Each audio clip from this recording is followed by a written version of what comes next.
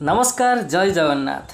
प्रधानमंत्री नरेंद्र मोदी को चेतावनी देले मुख्यमंत्री।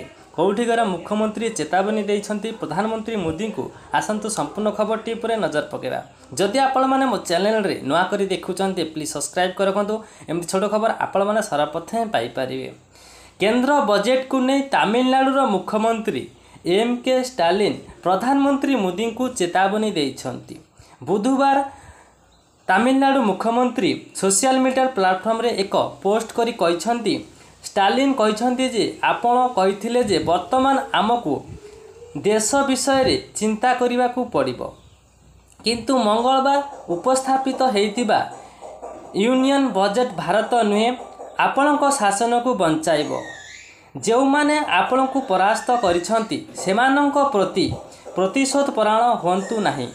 मु परामर्श देवाकू बाध्य जे जदि आपण निजर राजनैतिक पसंद एवं नापसंद अनुजाई सरकार चलाउछंती तेबे यार परिणाम भोगिबाकू पड़िबो।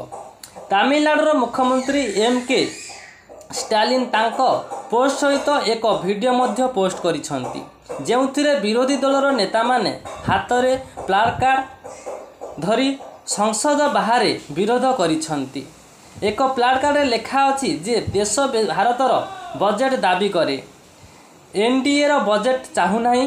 तमिलनाडुर मुख्यमंत्री कहिसंती केंद्र बजेट रे राज्य संपूर्ण अवहेलित होईछि एवं से एहाकू निंदा करिसंती। से कहिसंती जुलाई 27 रे दिल्ली रे प्रधानमंत्री नरेंद्र मोदी अध्यक्षतार अनुष्ठित हेबाकू थिबा नीति आयोग बैठक को वर्जन करिबो। एति कहि रहउजु जय जगन्नाथ। आपण मन के शुभ ए कामना कर रहउजु जय जगन्नाथ।